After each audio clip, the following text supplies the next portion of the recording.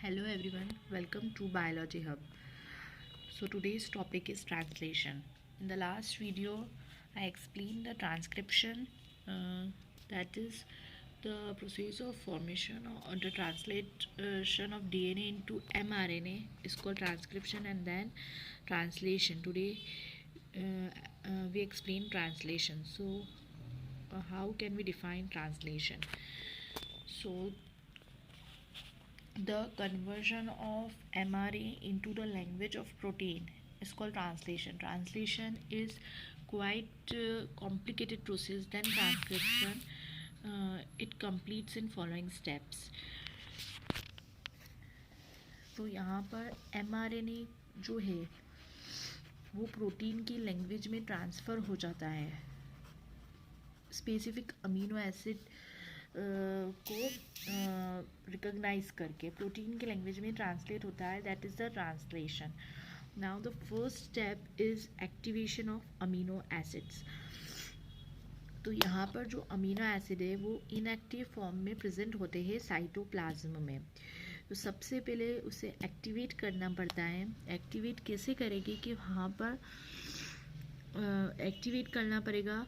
Activate कैसे करेंगे कि उसे एनर्जी देकर, ताकि वो टीआरएनए के साथ जॉइंट हो जाए. यहाँ पर टीआरएनए का काम होता है. सो ये अमीनो एसिड जो है उसे एनर्जी देगी, एटीपी देगी, एनर्जी देगी, और एक एंजाइम के प्रेजेंस में होगा. That enzyme is called amino acyl synthesis. तो ये जब रिएक्शन होगी तब बनेगा amino acyl adenosine monophosphate. Okay, so ये प्रोडक्ट बनेगा.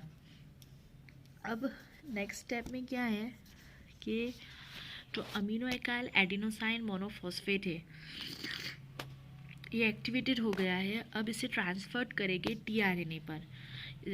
हर को ये भी एक एंजाइम की प्रेजेंस में होगा, अमीनो एकाइल सिंथेसिस, जो ये रिएक्शन को कैटेलाइज करेगा.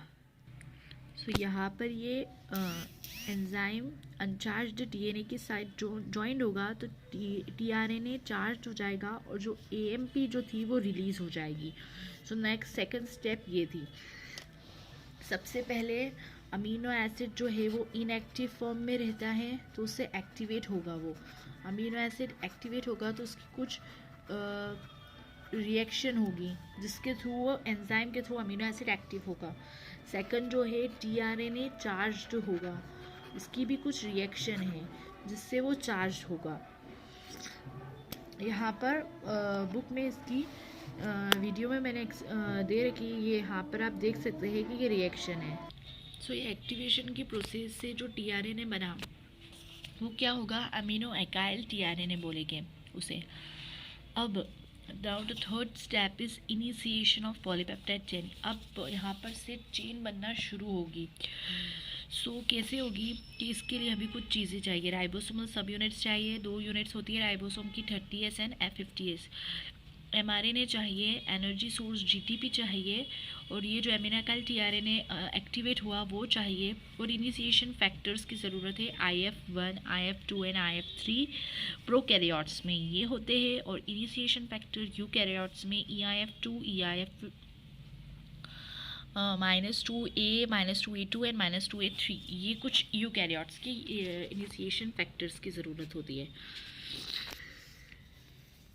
अब इनिशिएशन के लिए एक कोडान होता है जिसको रिकॉग्नाइज करती है. इनिशिएशन कोडान क्या होता है, AUG. ये बहुत इम्पोर्टेंट होता है, ध्यान रखना कि इनिशिएशन कोडान है ये AUG. तो जैसे ही टीआरएनए यहाँ पर इनिशिएशन के लिए टीआरएनए ये इनिशिएशन कोडान के साथ जुड़ जाएगा, जो हमारा एमिनो एकाइल टीआरएनए है इसको बोलेंगे मैथ्योनिन. मैथ्योनिन फॉर्मेट के साथ जुड़ जाएगा जो टीआरएनए बना है उसके साथ, तो ये बनाएगा एफ मैथ्योनिन. अब वो एफ मैथ्योनिन टीआरएनए के साथ जुड़कर एफ में टीआरएनए बनाएगा.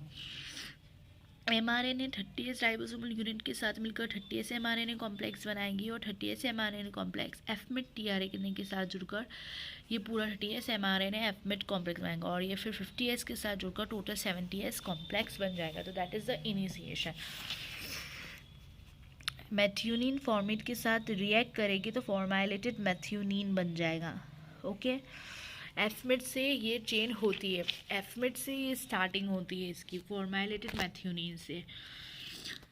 अब नेक्स्ट स्टेप है एलोंगेशन। अब ये चेन आगे बढ़ेगी। एलोंगेशन पॉलीपेप्टाइड चेन के कैसे होते हैं, डिफरेंट अमीनो एसिड। अब राइबोसोम की जो राइबोसोम है उसकी यहाँ पर जो राइबोसोम रहेगा उसकी 2 बाइंडिंग साइट्स रहेगी। ठीक है, इस राइबोसोम की 2 बाइंडिंग साइट होती है, सबसे पहले पेप्टाइड साइट और एक रहती है अमीनो एसिड साइट। तो ये जो हमारा, और इसी तरह एलोंगेशन फैक्टर्स प्रोकैरियोट्स में EF2, EFTS एंड G, और यूकैरियोट्स में EF1, 2, 3। सबसे पहले जो एफमेट टीआरएनए बना है वो P side of the ribosome पे रहेगा, मतलब कि एफमेट टीआरएनए इस तरफ रहेगा, ये पी साइट होती है। जहाँ पर AUG लिखा है ये इनिशिएशन कोडान है, इसके लिए ये टीआरएनए उठा के लाएगा UAC।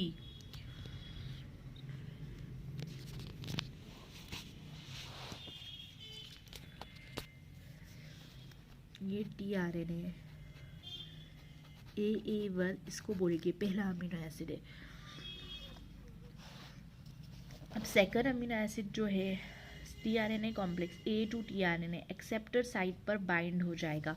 अब ये तो पहला आके इस पर बाइंड हो गया। अब सेकंड अमीनो एसिड जो है टीआरएनए, इसका ये पूरा जो है कोडान इस पर लगे हुए हैं, CAU है जैसे ये, तो इस पर सेकंड अमीनो एसिड टीआरएनए लेकर आएगा, ये सेकंड अमीनो एसिड्स को लेकर आएगा। ठीक है, ये इस पर बाइंड हो जाएगा। अब पेप्टाइड बॉन्ड बनेगा फॉर्माइलेटेड मेथ्यूनिन के बीच में और ये सेकंड अमीनो एसिड पर जो A साइड पर प्रेजेंट है। तो जो पेप्टाइड बॉन्ड बनेगा इन दोनों के बीच में उसे बोलेंगे peptidyl transfer A1 A2 tRNA. अब ये जो P साइड वाला है ये उठकर इसके पास चला जाएगा और दोनों मिलकर A1 A2 टीआरएनए बना देंगे। ठीक है, ये A साइड पर होगा। अब ट्रांसलोकेशन में क्या होगा कि A1 A2 जो टीआरएनए है वो A साइड पर जो बन चुका है अब वो फिर से P साइड पर जाएगा, ताकि A साइड हमेशा खाली रहेगी, इस पर फिर नया अमीनो एसिड आके टीआरएनए अटैच हो सके, यानी कि AA3 अटैच हो सके। ये दोनों इसकी तरफ चले जाएंगे और ये आगे 5' से 3' की तरफ चेन आगे बढ़ जाएगी, राइबोसोम इसके आगे हो जाएगा। इसी तरह ये चेन एलोंगेट होगी और ये प्रोसेस कंटिन्यूसली होती रहेगी। ये न्यू अमीनो एसिड A3 आके अटैच हुआ और वो बचे हुए पुराने इधर आ गए। अब ये A3 फिर इसकी तरफ आ जाएगा और फिर नया अमीनो एसिड इस पॉइंट पर आके जुड़ेगा और ये एक दूसरे के साथ अमीनो एसिड किस बॉन्ड से जुड़ रहे हैं, पेप्टाइड बॉन्ड से जुड़ जाते हैं और इसी तरह हमारी चेन एलोंगेट होती जाएगी। अब द लास्ट स्टेप है टर्मिनेशन। जैसे इनिशिएशन हुआ था इसी तरह टर्मिनेशन मीन्स कि पॉइंट 3' तक आ चुका है। अब इनिशिएशन टर्मिनेशन के लिए भी कुछ कोडान होते हैं जिसको रिकॉग्नाइज करना पड़ता है, UAA, UAG एंड UGA। जैसे ही टर्मिनेशन कोडान आता है इस कोडान, इसके लिए कोई भी कोडान अमीनो एसिड्स नहीं होते हैं, इस कोडान के लिए कोई भी अमीनो एसिड्स नहीं है। तो टर्मिनेशन कोडान सिग्नल प्रोवाइड करता है राइबोसोम को रिलीजिंग फैक्टर रिलीज करने के लिए। वो RF1, RF2, RF3 होते हैं और यूकैरियोट्स में सिर्फ RF होते हैं।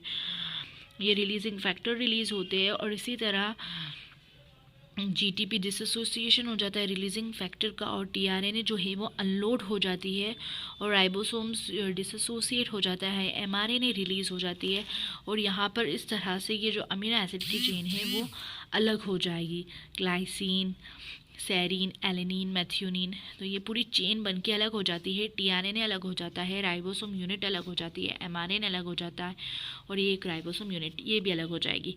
इसी तरह ट्रांसलेशन की प्रोसेस कंप्लीट होती है।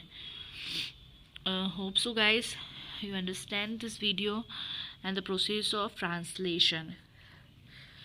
Thanks guys for watching this video. Like करना ना भूलें, सब्सक्राइब करना ना भूलें।